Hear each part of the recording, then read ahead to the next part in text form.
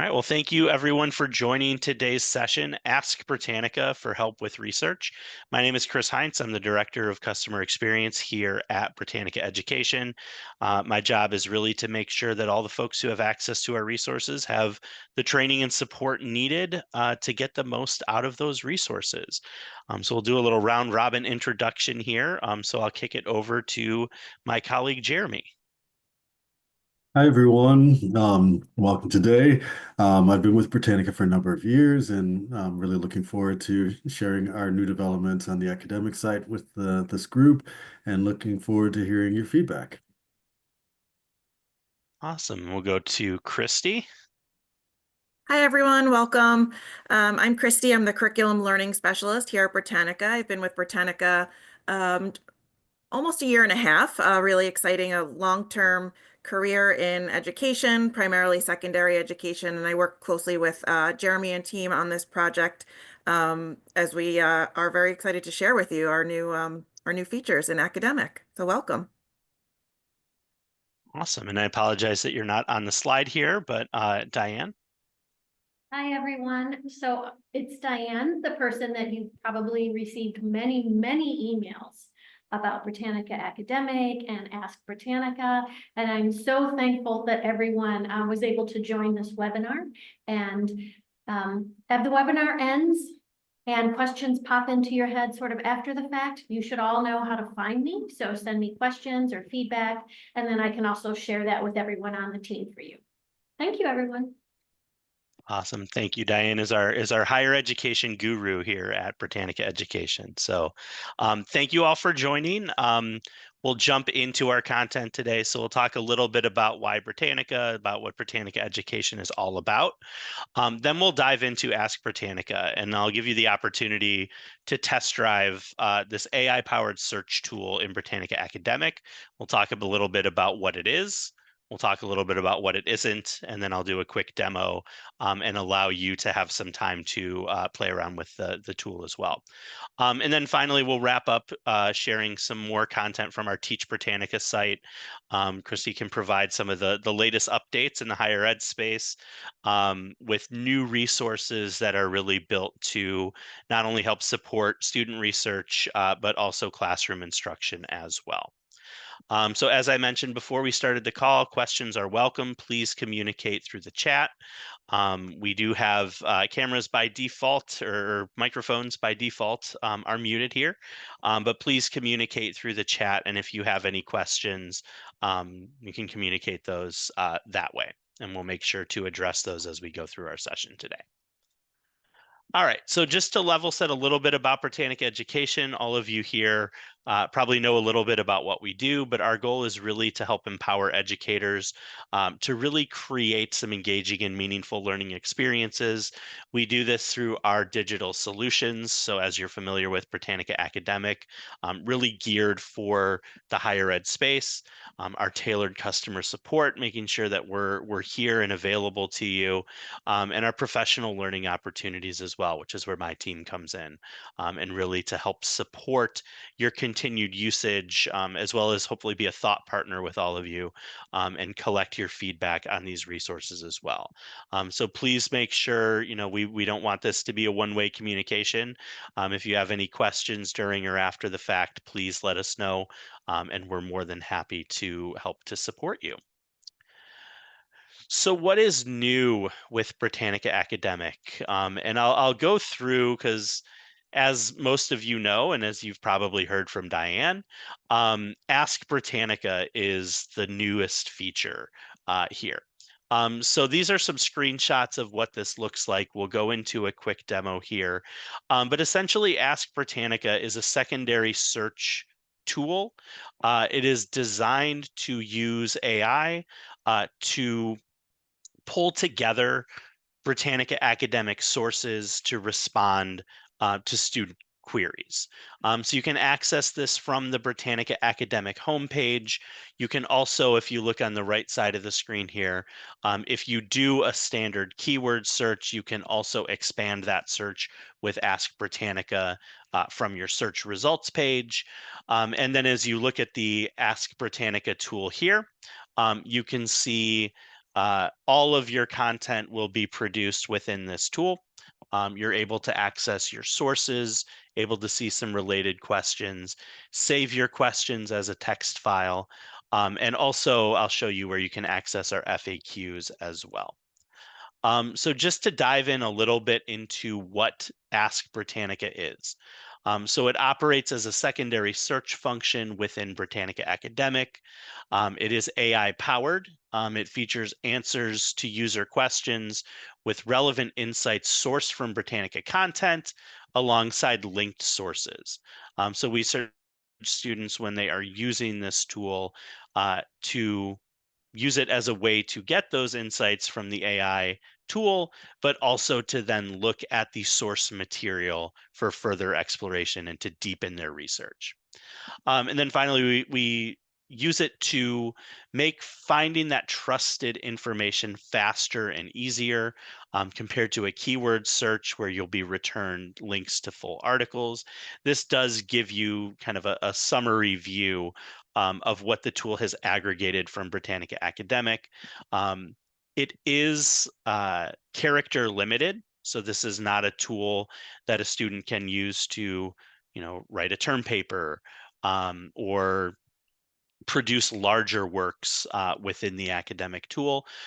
It is character limited, so it is just giving students that summary and then encouraging them to further their research with the source material itself.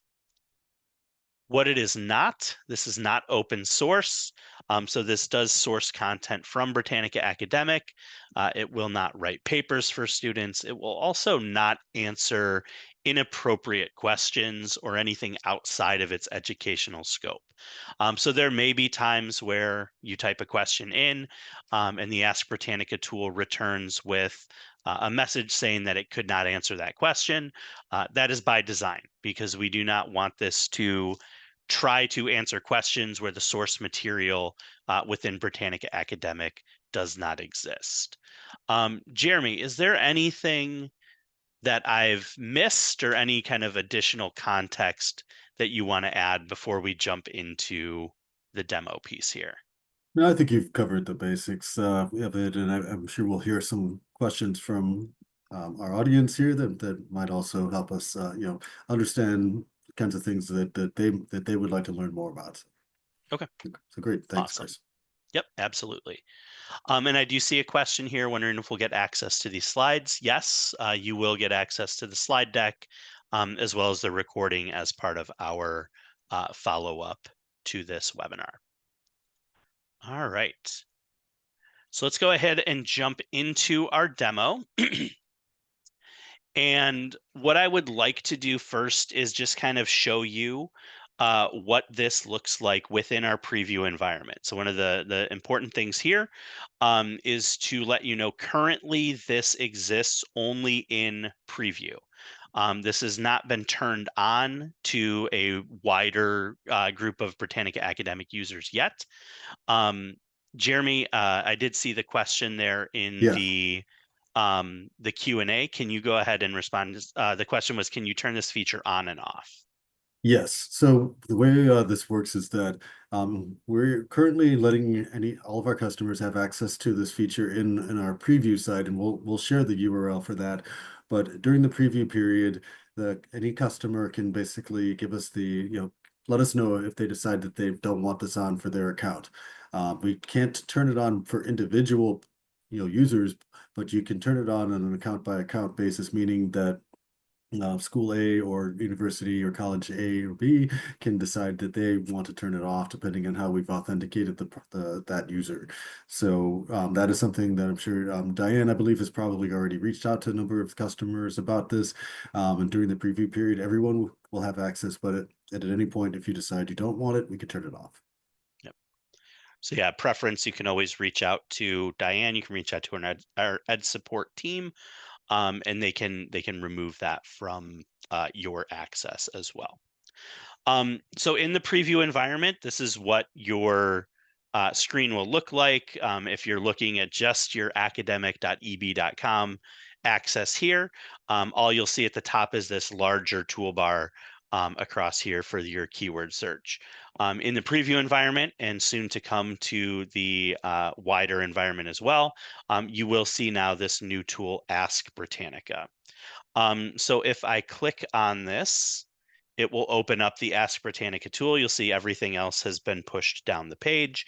Ask Britannica is now prominently up here at the top. So I'm going to go ahead and ask the question, why haven't humans traveled to Mars? We'll go ahead and let it think for a little bit. And we'll see what kind of information comes back here, powered by this AI tool. Give it a second here. I should have had something prepared to say while it was loading, because sometimes it does take a little bit of time to think there. So I tried to then fill the awkward pause there with chatter. But what you'll see here, again, your prompts and your responses are both term limited or character limited. So you will not see this content spitting out term papers. You won't see this providing really long form answers, but it gives you a very quick summary here. A couple other things to point out. If I click here on sources, you'll see 3 different sources here that it has sourced this information from. Clicking on any one of these links will take me directly to the Britannica Academic article that content is pulled from. Secondly, you'll see here related questions. So there are kind of follow-up questions that the system will generate based on your initial question there. You can help to kind of coach the AI a little bit, letting it know, was this answer helpful, yes or no, and help the system to learn a little bit more and provide answers that are a little bit more relevant to interests.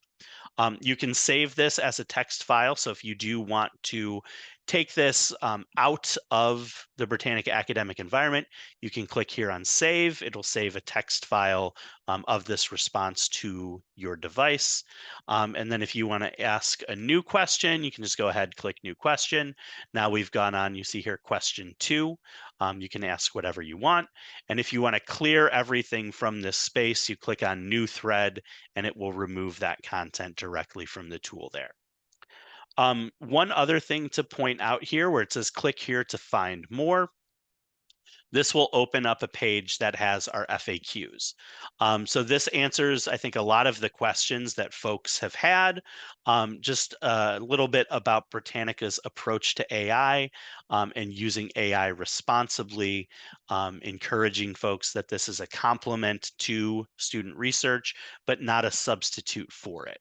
So really making sure that this is used as the secondary search feature to help you and your students find information a little bit more easily. Additional content down here about some of the specifications as well. So I'd encourage you, as you are checking out the preview tool here, to also look through the FAQs to get any additional content here as well.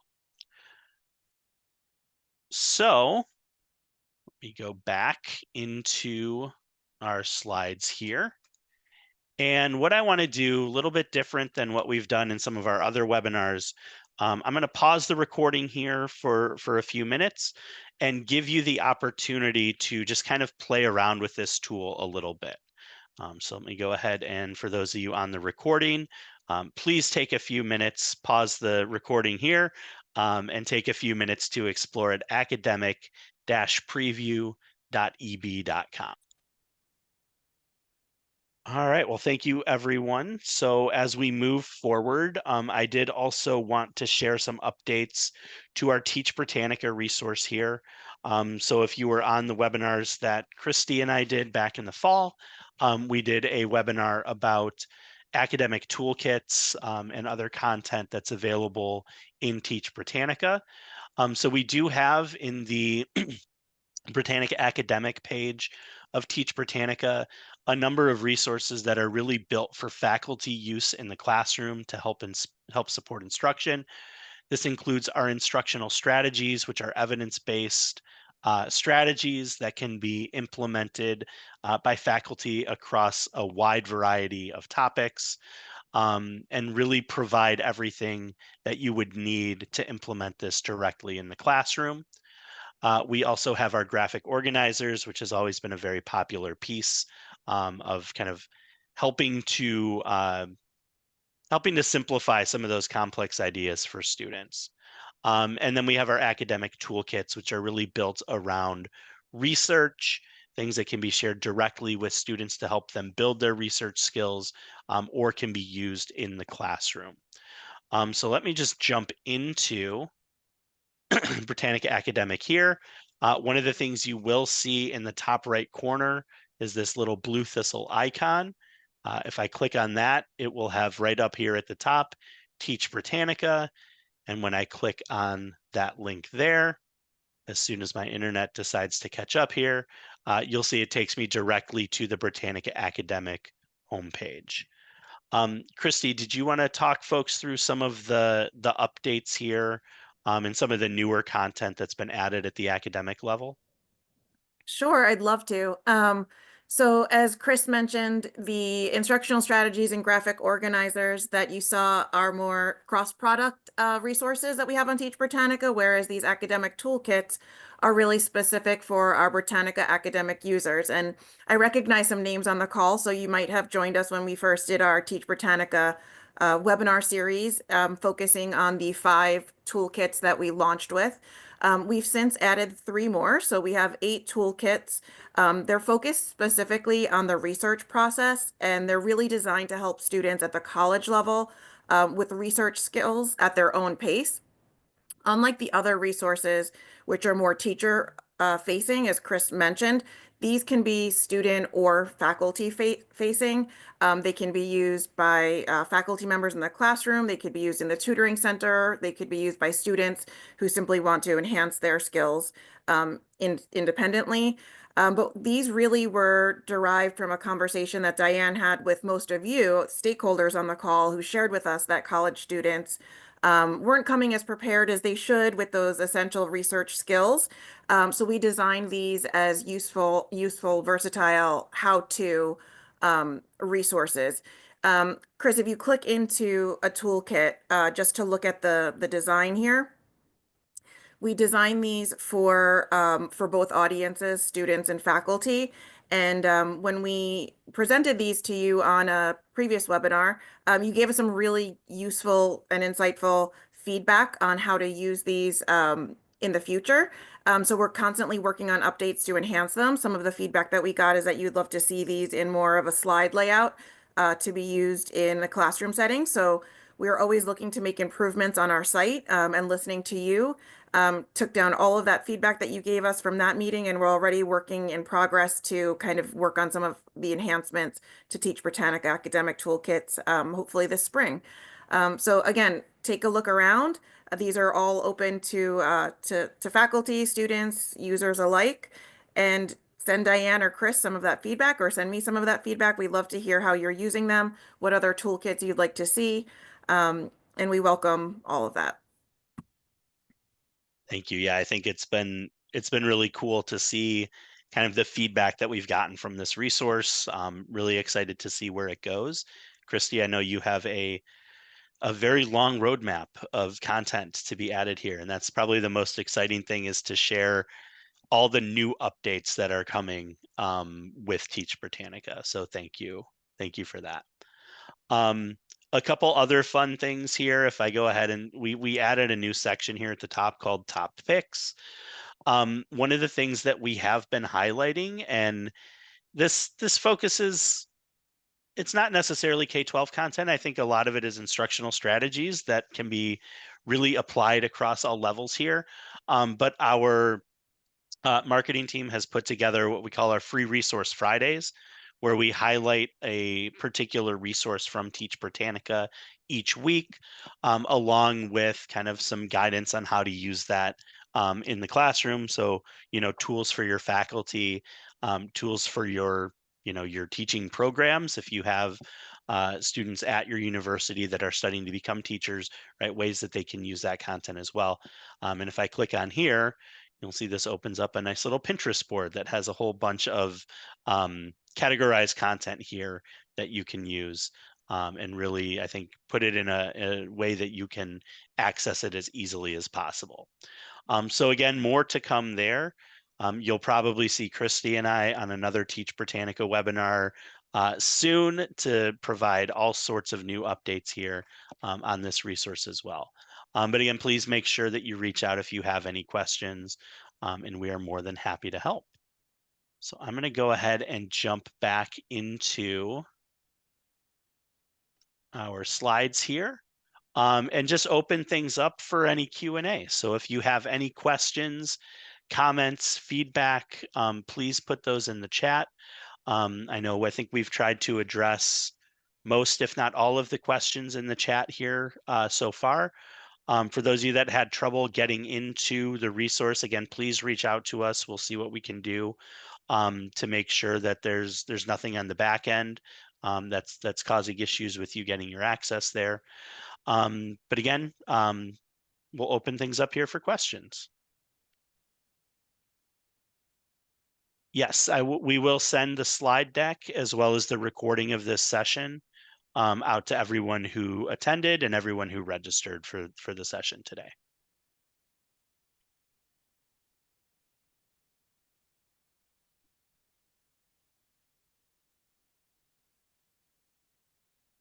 I did see some more questions regarding whether or not the upgrade was included or not. I think Diane already addressed that, but Diane, I don't know if we want to cover that one more time in case somebody missed it. Yep. So yeah, sorry, go ahead, Diane. Okay, there is no additional fee to have Ask Britannica as part of your subscription. As we mentioned, after it goes live, the next time students or faculty or someone at the library logs in, they will have access to their regular search feature and the Ask Britannica feature. So there's no special upgrade needed. See the question there, will you provide resources we can use with AI hesitant faculty to help them see the power of Ask? Mm-hmm. I think honestly, the FAQ is a really good place to start with our dedication to responsible use of AI. I believe that the FAQ would start to kind of answer some of those questions that your more hesitant faculty it I think helps to address some of those concerns, right? Handling that it's a character limited, that it sources from trusted content. So those are the kinds of things. And I literally just had a conversation this afternoon with a librarian in New York who was talking about using AI in their school. And she said it is kind of like, you get out of it what you put into it. And her way of saying it was garbage in, garbage out, right? So if you're just turning it loose in the wild west of the internet, you're going to get sources and responses that are the quality of the sources that you're putting into it. So sourcing it from Britannica Academic content, I think is a really powerful way to say that this is the content that you trust. It gives you access to those sources, and really is just a secondary tool to help you sift through the wealth of information that you already have at your fingertips in Britannica Academic. I don't know if anybody can put that more eloquently than I could, but thanks, Chris. I see that there's some questions about access. To my understanding, IP access should give you direct entry into the preview site. I would suggest reaching out to our ed support. I believe it's edsupport@eb.com team, and then they should be able to help troubleshoot. But I'm not aware that there would be any problem getting access when you're on IP on a valid IP address.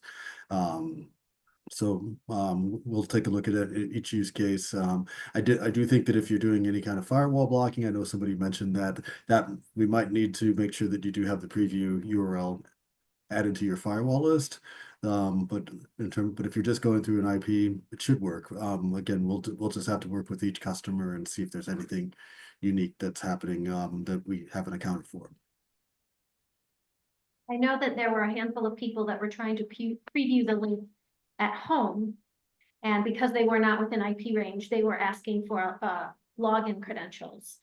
So they had to go back and preview once they were on campus grounds or within the library. And then they were able to get in without a problem. And then I think there was a question too about getting access to the Teach Britannica content, if I'm understanding correctly, talking about the toolkits, and whether or not they would be directed to a login page. If I'm understanding the question correctly, all the Teach Britannica content is actually outside of our authentication. So I believe if you're just trying to reach a toolkit, it should be accessible even if you're not on an IP or otherwise authenticated. But Kristie, is there anything I might be missing there? No, I think you got it all. I think that's accurate. Yep. Great, So yeah, thanks. Teach Britannica. I put the link in the chat there. It is open access, so you can go and explore and see all the great stuff that Kristie and her team is putting into the resource. All right, well, I'm going to go ahead and stop the recording. Thank you, everyone, for joining. Those of you on the recording, again, please reach out to us. We're more than happy to help support you. And yeah, we'll stick around if anyone on the call here has any additional questions. But thank you very much, and I hope everyone has a great rest of your day.